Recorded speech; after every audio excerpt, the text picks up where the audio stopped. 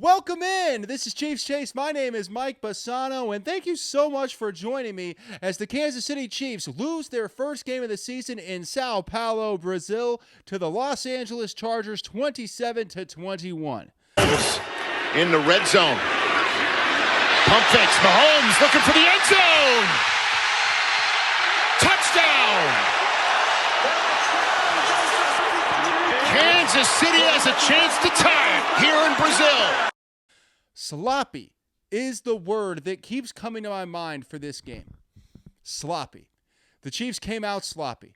The injury to Xavier Worthy was sloppy by Travis Kelce. The entire, both sides of the ball, the entire team, penalties, miscues, problems, and all of it was sloppy. And then on the other side of the ball, you have the Los Angeles Chargers. They came out crisp. They came out like they understood the importance of starting off their season with a win. Here's the big question that I think people are going to be asking for the Chiefs, which is why? Why did you come out looking sloppy? Because they looked good in preseason, right? I understand it's just preseason, but they did look good in their third game of the season against the Bears, the third preseason game. So the answer as to why, I have a theory. It's the Super Bowl, man. They came out like they were a little shell-shocked. And let's keep in mind, this isn't Arrowhead, and this isn't Los Angeles. This isn't SoFi. This is a place where the Chiefs go, and it's a huge moment. It's a lot of fanfare. You got a big halftime show. There were a lot of things about this game that felt a little bit like the Super Bowl for the Chiefs, I am sure. No home crowd, a neutral crowd, just like the Super Bowl. I'm saying, man, looking at this situation, I'm looking at it, and I'm going, I think there was a little bit of a Super Bowl hangover going in that first half. And then when the Chiefs had a chance to go into in the locker room for a little bit of an extended halftime, take their time, get it together, then the offense came out and they looked much better. The Chiefs' offense in the second half looked like what we expected the Chiefs' offense to look like. But it wasn't that in the first half. It was sloppy. Everything was off cue. Everything was off kilter. So much of what happened in the first half didn't make any sense for the Kansas City Chiefs. And the thing that's crazy about all this, the thing that just gnaws at me about all this, is we knew that Harbaugh and the Chargers were going to come out with their hair on fire. The last time the Chiefs beat the Chargers, or the last time the Chargers beat the Chiefs before this, September 2021. They play twice a year, guys. That's a lot of times to lose to a team. The Chargers had nothing to do but sit there during the offseason and just eat nails and get ready for the Kansas City Chiefs, knowing how important this game was. They're an incredibly good football team. Justin Herbert came out and was lights out. Jim Harbaugh had Spags' defense 100% figured out. They picked apart that secondary in the second half to a point where it started to look unfair. To where if Herbert didn't get sacked, if he didn't have somebody in his face right away, then it was over. That's a huge problem because we should have known. We knew it. We talked about it during the week. You can go look at my Instagram. I said, this is going to be the Chargers Super Bowl. It's been a long time since they beat the Chiefs. You have to know that they're going to come out and they're going to be ready. So why weren't the Chiefs ready? That's what's going to gnaw at me, is why. And the only real theory I have is it's last year's Super Bowl, hanging over them, having a tough time coming back from that Super Bowl. That's what's going to hang over me. And you know what? Here's the silver lining. I like to be a positive guy. I don't feel super positive right now. There's a lot to like about this game. We'll get deep into it. But the overall feeling of this game is not pleasant. I don't think any Chiefs fans coming out of this going, well, that looked great. No, nobody's saying that. But a silver lining. When you have a sloppy game and you come out and you just look like a big old slop fest, the silver lining, you can fix sloppy. Sloppy is something you can handle, especially something that they started to fix in the second half. We saw market improvement for the Kansas City Chiefs in the second half of this game. So that should give you a pretty good idea of how good the Chiefs can be, right? We saw Patrick Mahomes look like Superman on multiple occasions in this game, making incredible passes, great runs, truck stick Mahomes coming out to play. That's the kind of quarterback that can win an MVP, but he needs help. He needs guys to stop dropping passes. He needs guys to be in the right position. He needs guys to not get injured and suspended every freaking year. That was tough. Xavier Worthy goes down. Rashee Rice is already out for 6 weeks. Worthy, because of how quickly they ruled him out, it's a concern. We don't know exactly what happened. I guess it could be a collarbone, could be a shoulder thing. We don't know. It looked like his right shoulder was what was injured. As far as what it is or the extent, I don't know. But I do know that Patrick Mahomes deserves better than having his one receiver just idiotically speed all like a bat out of hell down a highway in Dallas, and the other one just get a freak accident injury. But the thing is, that freak accident came because they weren't crisp. I mean, yeah, Travis Kelce was the one that looked to cause it, but Xavier Worthy didn't have his head on a swivel either. These guys came out and they looked lost for a half of football. Are they not hitting enough in practice? That's a good question. I mean, that's what I was texting with my friends about during it. I'm like, are they not hitting enough? Are there not enough preseason games? Last night, Eagles-Cowboys, also a sloppy game. The reality here is the football that we know now is not anywhere close to what it used to be. The football that we know now is where the NFL season, regular season begins, and teams suck for 3 to 4 weeks. They have no preseason anymore, so they come out and they're sloppy. But the NFL doesn't care because they can shoehorn in another regular season game, make a little more money on it, and if everybody gets injured because of their sloppy lack of crisp, who cares? The NFL's still going to count their money.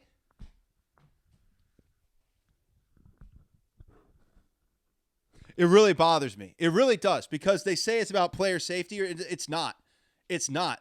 We see the injuries across the board every year. They get bigger. They get more catastrophic. More guys are going down, and more guys are going on IR than ever before. Yet they're telling me that more regular season games and less preseason games is good for player safety. I don't buy it. But let's dive into this game, because I can go on that for 2 hours. So let's go into this game. Let's dive in. I'll tell you a silver lining in the beginning. Kareem Hunt's still a battering ram. He got some great, that 4th and 1, and then he had another 4th and 1 later, and this is in the second quarter when the Chiefs were down 10-0. They ended up getting 3 out of that drive, but Kareem Hunt, his ability to keep a drive going even when the entire offense is playing like they got nothing. Kareem Hunt can still battering ram his way forward and get a first down. That is huge for so many reasons. And it's not something that's going to be talked about enough. Kareem Hunt is one of the most important players on the Kansas City Chiefs. Because even when the offense isn't working, even when things are sloppy like they were against the Chargers, you know that on a 4th and 1 situation, a 3rd and short situation, you can get the ball to number 29 and he will go get the job done. So Kareem Hunt is a silver lining even in the first half for the Kansas City Chiefs. That's a silver lining. You have a battering ram power running back just like last year, and that is a huge plus for the Chiefs that's going to matter exponentially as the season goes on and games get more important. So that's awesome. The Kareem Hunt, as the season goes on and as games get more important, Kareem Hunt's going to be an incredibly huge part of this offense that's going to be crucial in big moments. That's awesome. What else do we got here? Tyquan Thornton's going to be great. Oh, the New England Patriots made a big mistake in letting Tyquan Thornton go. His ability to track the ball deep is going to open up everything for Patrick Mahomes in the offense, just like when Tyreek Hill was in Kansas City, because he has that ability to stretch the defense and track the ball on the bomb. And it was a little off early on, but that's because they don't have any preseason games. So over time, those little miscues, those little miscommunications, they're going to get better. And Tyquan Thornton already showed me tonight that he has the ability to be a top-notch deep ball wide receiver in the NFL. And the Kansas City Chiefs are so lucky to have Tyquan Thornton. I can't believe the Patriots let him get away. What a great addition by Brett Veach, and a guy that we should point to for a huge role going forward in the 2025 season. You out of bounds. What can Mahomes do with that gift? Going deep for Thornton. That's a connection. He stays in. Something Patrick Mahomes did tonight that I really didn't love. We'll get to that here in just a second. But first, Harrison Butker's 59-yard field goal might be the most impressive kick I've ever seen in my entire life. He's on a field he's only kicked on with a chip shot earlier in the game. This is a totally different environment than he's ever seen in Sao Paulo, Brazil. He's got to run out there in a fire drill to get on the ball, has no time to set up, no time to line up his kick. They got to snap, they got to go, and he absolutely drills it from 59 yards. Harrison Butker's one of the best kickers I've ever seen in my entire life. And that kick only further solidifies why Harrison Butker is one of the highest paid kickers in the history of time. Because look at him. Look at that kick. Got out of bounds. 7 seconds to go. It's fourth down. They can't spike it, so Butker's coming out. Will they get it off? They do. Butker from 59. It's good. Sucked that he missed the extra point later. It sucked that he missed the extra point later, man. I got to tell you, that was a really tough situation to watch him miss that extra point because it's like, dude, he just hit the 59-yarder. He just hit what I thought he had no shot at. Watching them rush everyone off the field, rush the special teams unit on the field, kick the field goal, I thought there's just no way. And he hit it. And then the next time he goes out there, he has an extra point and he missed it. I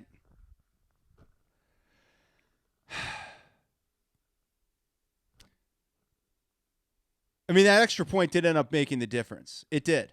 Because had the Chiefs hit that extra point, it would have been 20-27. They wouldn't have kicked a field goal. They would have had to take a shot to the end zone. The whole game would have been different had Harrison Butker not missed the extra point.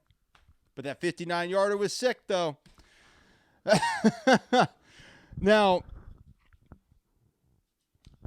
there was we'll get to Mahomes and his big touchdown run here in a second. But one thing I don't really love, Patrick Mahomes took a lot of hits. This is a long football season, guys. Patrick Mahomes doesn't need to be out there taking hits from anybody. I mean, he had the truck stick on the sideline, which is great, but he's out there not sliding, holding onto the ball a little too much, trying a pump fake that had no shot at working. I mean, I understand what he's doing, and I understand why Patrick Mahomes is the GOAT, and I think he's the greatest quarterback of all time. All the great things for Patrick Mahomes, and he had a great second half, but he was taking hits where I'm like, man, why? It's not worth it. But I guess at a certain point when you feel like you're the whole offense, maybe that's the problem. Maybe that's it. Patrick Mahomes felt like he was the whole offense, and there was nothing he could do but run and take hits and just try to make magic happen on a consistent basis. And that was hard to watch because you feel like, can anyone help this guy out? But no, Jawan Taylor's making a ton of penalties. Everybody's screwing up left and right. You have drops. You have false starts. Everything was so sloppy that a great performance by Patrick Mahomes that should have gone down as one for the ages just kind of came out as, wow, he did a really good job. I wish somebody would help him. That's what everybody came away from the game thinking. And that's what's frustrating because you have these great performances. Travis Kelce, big-time touchdown, had some nice plays. Doesn't matter. Because the miscues killed the drives, and that was so hard to watch.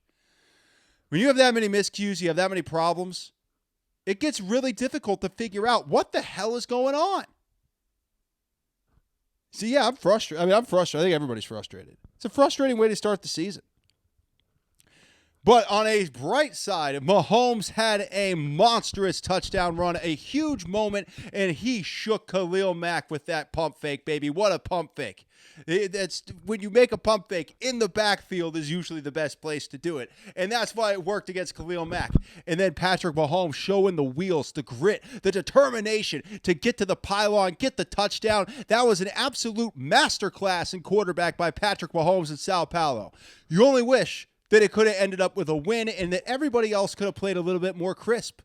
However, we know going forward, hey, Patrick Mahomes is still Patrick Mahomes, and people thinking that he's past it, those are just loser trolls that wish Patrick Mahomes was past it because they're tired of the dominance. They hate greatness. They can't stand it because it makes them look in the mirror and see how pathetic they really are as human beings. That's the only people who hate on Patrick Mahomes, because what we saw was another year, another performance, and another chance for Patrick Mahomes to be great, and he did it. It was a great touchdown run. He had a lot of great moments in this game. And it's sad when you see Mahomes play so well and it just doesn't quite pan out the rest of the way. Spags blitzing in the second half could have been a game changer, man. They got to the quarterback, but part of that was because they couldn't stop anybody on the back end. Guys were wide open. Jaden Hicks, tough game.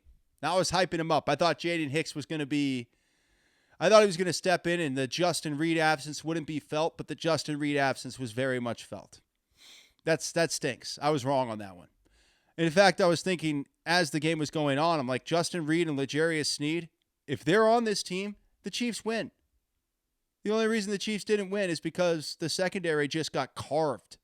They got carved into nothingness, just carved into an oblivion with a combination of Justin Herbert and Jim Harbaugh.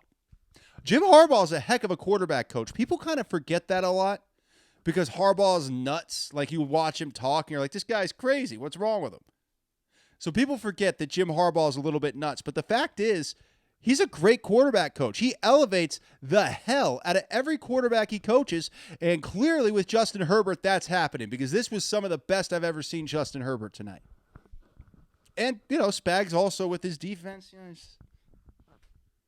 You got to find an answer, right? I mean, the Chargers are a good team, but if you want to win a Super Bowl when you're playing against a good team, you got to find an answer.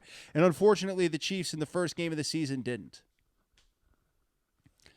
A few more things to get to here on Chiefs Chase, and thank you guys for joining me.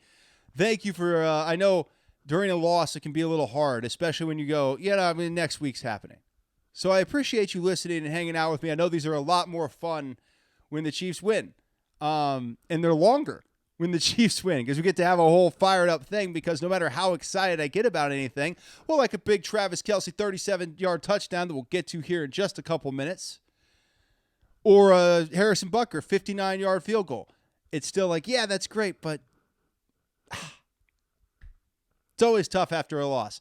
The lucky thing is we haven't had a lot of those lately, right? We haven't had to sit through a lot of those lately. I remember being at Arrowhead when the Chiefs were playing the Jaguars in a meaningless game because the Chiefs were bad, and Brody Croyle came in for his first snaps. I was there for that game, and I was like, here's the future. Here's Brody Croyle, the future of the Kansas City Chiefs. So,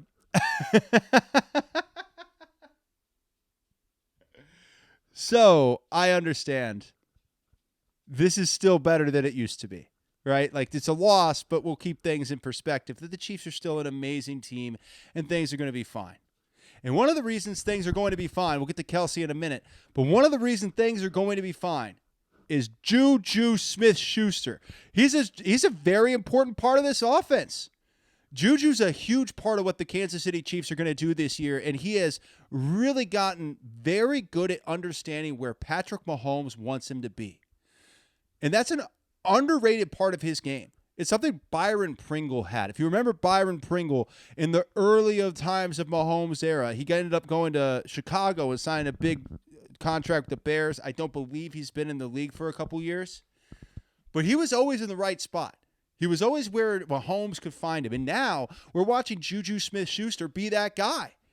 And Juju's probably not going to be some kind of big-time wide receiver where he's number one in the league or even a big-time star, but he can be a huge part of what makes the Kansas City Chiefs offense successful in 2025. There's a lot to love about Juju Smith-Schuster, and I'm telling you, watching this game tonight, I really loved what I saw from Juju. I think he has a tremendous upside, a lot of veteran experience, and the fact that Mahomes can trust him, that's worth its weight in gold. The trust that Mahomes has in Juju Smith-Schuster, that's worth its weight in gold. What Juju brings to the table that a lot of people just flies under the radar for them is he is Johnny on the spot when Mahomes needs him to be. And that's a guy that's going to help the Chiefs and contribute in a big way this entire season. So he's going to be a big deal all year. Get ready to see a lot of Juju Smith-Schuster in 2025. A lot of number 9 making plays for the Kansas City Chiefs. And anybody who's sleeping on Juju, I think you're starting to wake up. I can feel it. You're starting to wake up to Juju Smith-Schuster. Hell yeah, baby. I love it. Try to have some positivity here, man. I've had a lot of negativity early on. Let's try to get some positivity. Like Travis Kelce beating his washed allegations with a 37-yard touchdown catch. Plus 37. Mahomes with pressure finds a wide open Kelce. Travis Kelce, touchdown! 37 yards for 87.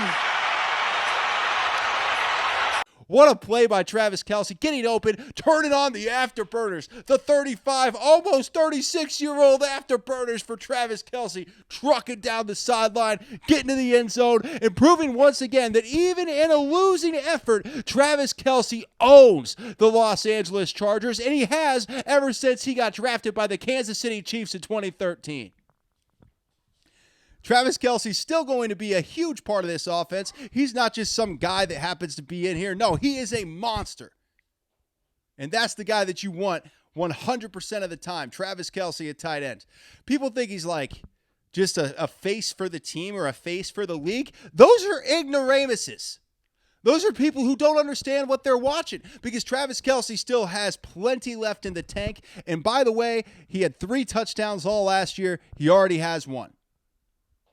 So it's already shaping up to be a better year for Travis Kelce in 2025 than it was in 2024. Now, there's a couple of big questions I have for the Chiefs coming into this thing. After all of this, there are a couple big questions I have, and we'll get to them here in just a couple of minutes. But first, I never want to hear about the Chiefs getting preferential treatment from the refs ever again. Because if Travis Kelce had hit Tart the way that Tart hit Travis Kelce, the entire internet would have exploded, saying, well, why isn't Travis Kelce getting ejected? Is it just because he's getting engaged to Taylor Swift? All you morons would have been sitting there saying that Travis Kelce was getting preferential treatment, yet he gets smacked in the face with a karate thing. It looked like I was watching Cobra Kai on Netflix the way Travis Kelce got hit. And then he doesn't get an ejection.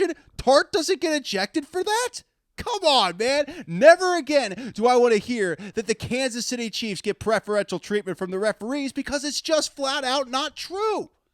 We saw it plain view. By the way, on a big touchdown pass by the Chargers that got them the 27 points, Jamar Conner was blatantly held in the backfield. That should have been an easy 10-yard penalty, because had he not been held, Herbert would have been sacked and it would have been 4th down. What a joke the officials were in Sao Paulo tonight. Absolute joke. And I'll move on from that. That's all I have to say. Those roles were reversed, man. Everybody would be talking about how the Chiefs were handed another game. But no, the Chargers won, and the Chargers were handed things, so nobody's talking about it.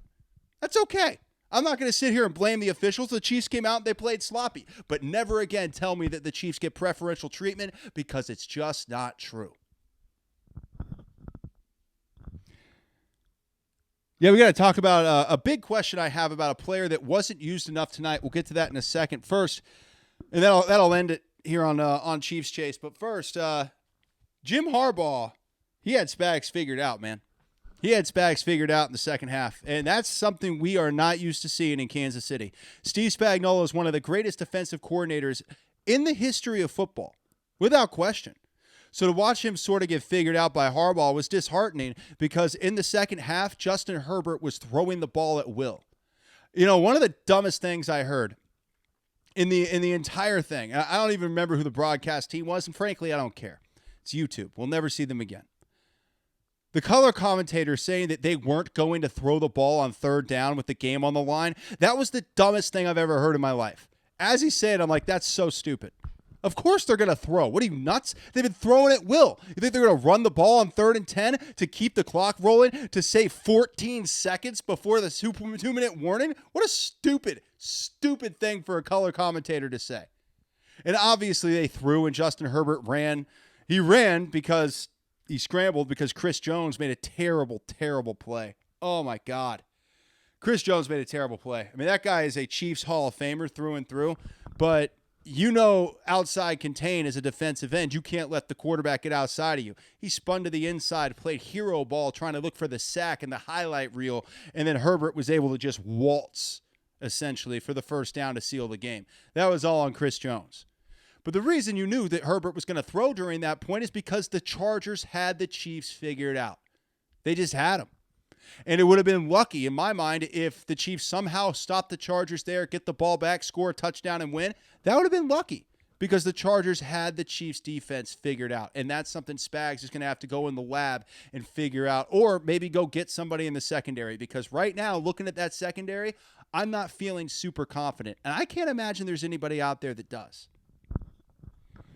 All right, finally, I want to finish with this. Isaiah Pacheco had 5 carries for 25 yards. That's 5 yards per carry. Why is Isaiah Pacheco not getting the ball more often? It doesn't make any sense to me.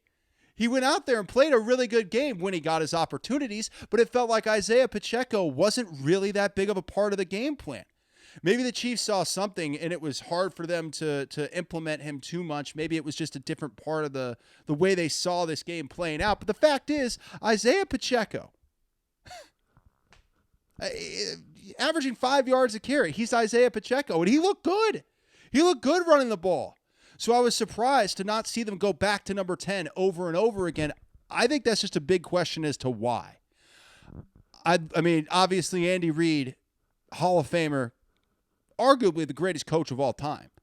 So I'm curious as to what he saw that made him not want to give the ball to Isaiah Pacheco, because from the times that we saw Pacheco get touches, he was getting pretty consistent yards. So I'm a little intrigued to learn, what was it that Andy Reid saw that made him go, let's go away from Pacheco?